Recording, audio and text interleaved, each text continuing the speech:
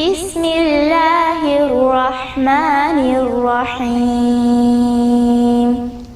الحمد لله رب العالمين الرحمن الرحيم مالك يوم الدين إياك نعبد وإياك نستعين اهدنا الصراط المستقيم صراط الذين أنعمت عليهم غير المغضوب عليهم ولا الضالين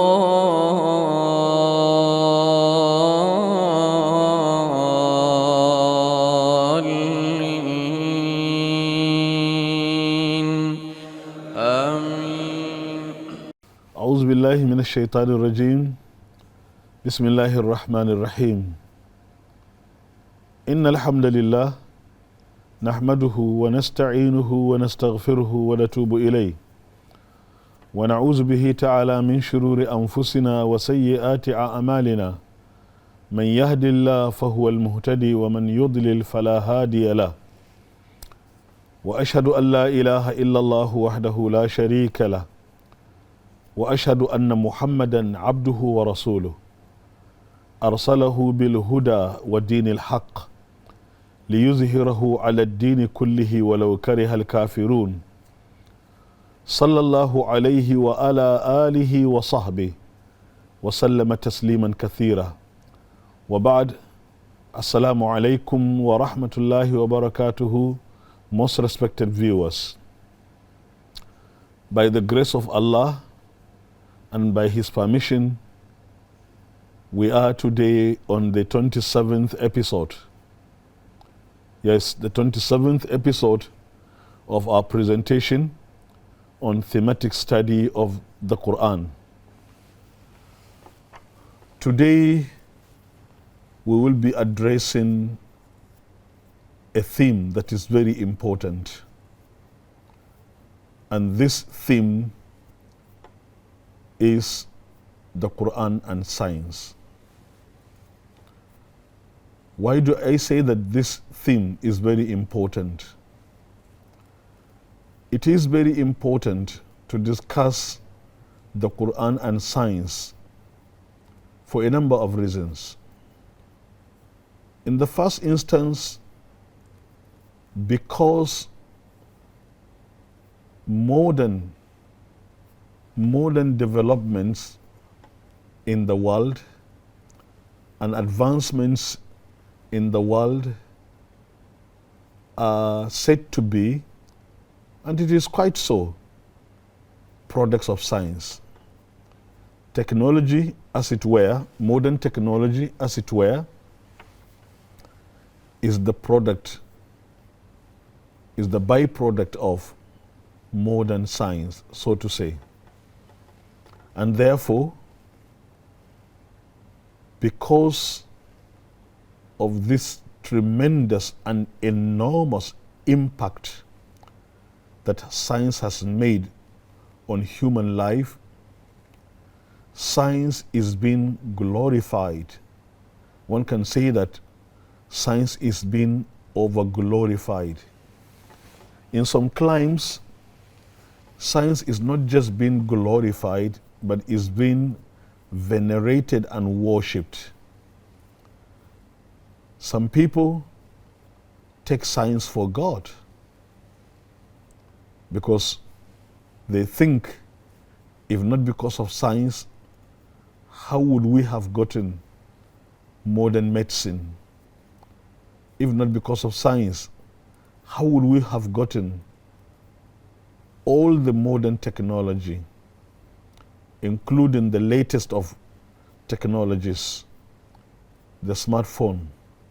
And now, you see, we are going beyond the so-called information and communication technology, or digital technology, as it were. We're going to, the world is going into disruptive technologies, artificial intelligence,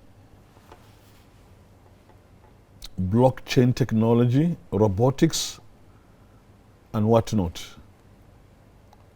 So science is so venerated and so glorified, and it is because of this over-glorification of science that some people think that, after all, the world doesn't have a creator. Of course, the subject matter of creation is a subject matter that we took several weeks to address. Indeed, it is because of this over-glorification of God, of science, where science is being even, taken for a deity that is worshipped, is taken for God. Like I earlier said, scientism, the worship of science. Now it is because of this that atheism, in a way, is spreading like bushfire or wildfire in the world, especially among the young ones. This is the reason why it is important to discuss the Quran and science. This far, my viewers would accept that this particular theme is a very important one. Again, because of another reason, it is still important to discuss the Quran and science. What is that other reason? The other reason is the erroneous belief by some people that religion cannot go together with science. That religion is something else and science is another thing else. And therefore, you cannot talk about science in relation to religion. Now, it is for this reason also that it is important to discuss Quran and science. Or let me say, like Bertrand Russell, the popular, famous British philosopher, said in one of his books, Religion and Science, he divided, people or views regarding the relationship between religion and science. He divided, the views into about 4 different views. One of the views is that science and religion are parallel. Science and religion are parallel. That is to say that they will not meet. There is no meeting point between science and religion. Religion is addressing a different subject matter, and science is addressing different subject matter. While religion is about spiritual realms, spiritual world, talking about spiritual world and other rituals, science is addressing reality. That is what they say. Science is addressing, the subject matter of science is about reality, facts that can be proven. So for this reason, there is no way religion and science could meet. So they are parallel. This is one view. But then this is born out of the narrow conception of religion. And there are historical explanations to that. It is because of the history of science in the West that was responsible for this particular conception of the relationship between religion and science. Another view is that although it may be the second side of it may be another side of the same coin together with the first view that has just been explained, that religion and science are parallel. But the second view is that religion are science and science are in conflict. Now these two views are all rooted in the history of modern science, but particularly in the West. In the West, especially in this regard, I mean in Europe, the experience of scientists in Europe was a very bad one. Scientists, as it were, and as is known, whoever read the history of science in the West, scientists were persecuted. Scientists were massacred and killed in some situations because it was thought that scientists were making heretical pronouncements that were, in disagreement with the Bible. So scientists were excommunicated, declared as apostates, and they were, executed. Some of them were executed because it was thought that scientists were preaching blasphemy. They were propagating blasphemy against God. And therefore, science, modern science, which is a product of, Western Europe. I'm saying modern science because modernity is an epoch in history. There is no time to discuss all these matters. And so therefore, when we say modern science, we are implying that there was science before modernity. There was science before modernity. And that would be proven when we talk about the relationship in the Quran and science. So you can see it is for this reason that it was believed that science and religion would never agree. In fact, they are in conflict.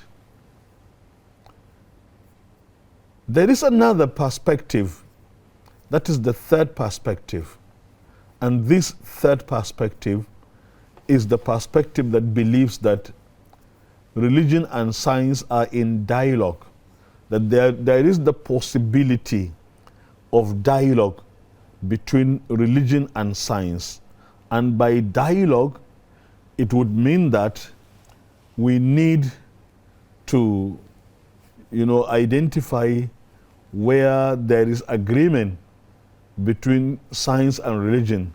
Now, by talking about dialogue, it means that this particular view or this particular perspective seems to believe, or it implies that it believes that there can be a meeting point between science and religion. Or, put in another way, this perspective believes that, you see, there are meeting and parting points. There are meeting and parting points between religion and science. So there is need for dialogue between religion and science. Where there are arguments, the meeting points need to be identified, and the parting points, where the two are at odds, should also be identified. Now, the fourth strand is the perspective that believes that there shouldn't be any conflict, and if science is factual, it should be in full agreement with religion. It should be in full agreement with religion. And this is the angle from which we are going to discuss the Quran and science. That is, that if at all science, a fact is proven and is established to be true, then there is no way it will disagree with the Quran. So this presents to us a background upon which we will discuss the Quran and science. However, I need to explain further that it was because of this historical experience of the conflict between scientists and the church in the West. There was a conflict between science and Christianity, so to say, the religion. Even when the Western man was talking about religion, he was specifically referring to Christianity. So the conflict between scientists and the church as an institution, as a religious institution on one hand, and the scientist. This is what forced the scientists to believe that, the scientists lumped religion together with superstition and myth. So scientists, out of resistance and overreaction of the scientists to the persecutions of the church and to the massacre they went through by the church, meted out on them by the church. That was why they lumped religion together with myth and with superstition. So, on this note, the scientists believe that religion, just like superstition, just like myth, is not necessarily based on knowledge. Religion is not just based on knowledge, but is anti-knowledge. And therefore, as a reaction, the scientists rejected religion and all that it preaches. And science was therefore based on, purely and squarely based on the realist philosophy, the realist materialist philosophy that believes that matter is the only real existence. And what is matter for that matter, so to say? And matter in the realist philosophy is anything whose existence can be established by the five senses. And if it goes beyond the prism of the five senses, that falls within the world of myth and not reality. And therefore, religion and what it preaches falls outside the realm of reality, and therefore religion is a myth. This is what explains the reason why science, from that particular time, science proceeded on a godless plane, rejecting religion. And since religion is preaching God, science therefore rejected God. Therefore, God, as far as modern science is concerned, God is a myth, is not a reality. So angels are myth, they are not reality. Jinns are myth, they are not reality. Anything that goes beyond that cannot be performed by the five senses is not real, is a myth. Now, this explanation, as we attempt to discuss the Quran and science, is necessary so that it will become clear that, you see, after all, there are certain historical explanations that are responsible for the godlessness of science. That is the fact that science doesn't believe in religion. And it is the reason that explains, certain other theories in science that are also rooted in godlessness. Like when you take the theory, the Darwin's theory of evolution, like Mendelism and other theories, the theory of natural selection and other things. All these are godless theories, theories that do not believe in God. there are reasons behind that. That is to say that if not because of this historical experience, science would have been a believer in God. As we will establish, there were Muslim scientists. Their science was in agreement. I mean, believe in God.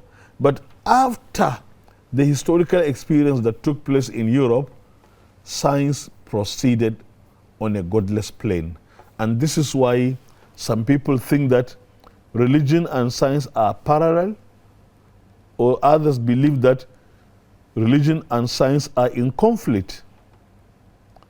Now, this far, we have laid a background for our discussion on religion, the Quran and science. Further explanation to this is the fact that, you see, science therefore came to be based on pure and exaggerated empiricism.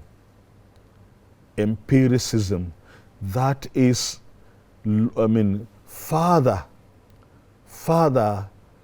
epitomized by logical positivism, where explanations of nature and explanations of reality are limited only to explanations of the relationship between cause and effect within the realm of reality, within the realm of this material world. What is it that causes this, and what is it that what is the effect, and so on and so forth. That is everything situated within the purview of controllables and observables. You control the cause, which in empirical study is called, the independent variable, and you examine the effect, that is the observable, that is the dependent variable. This explains the entire, paradigm of the scientific methodology. The scientific methodology. Everything must be explained within realist, explanation. You must be able to observe and see with your eyes, or smell it with your nose, or test it, feel the taste with your tongue, or hear its sound with your ears, or, as the case may be, feel it on your body. If at all you can't not establish anything with any of these five senses, then that is a myth, is not a reality. Scientific methodology is rooted in this paradigm, is based on this paradigm, and we will come to discuss all these matters as we come to, try to come up with explanations about the relationship between the Quran and science. But at this point, we'll have to put a stop, and inshallah in the next episode, we will go into the subject matter headlong. We will start discussing in actual fact the relationship between Quran and science. At this point, I will say, Barakallahu li wa lakum fil Qur'an al-Azim, wa nafa'ani wa iyyakum bima fihi min al-ayati wa dhikr al-hakim, wa salatu wa salamu ala rasulillah, wa subhanaka Allahumma la ilma lana illa ma 'allamtana innaka antal alimul hakim, wa assalamu alaykum wa rahmatullahi wa barakatuh.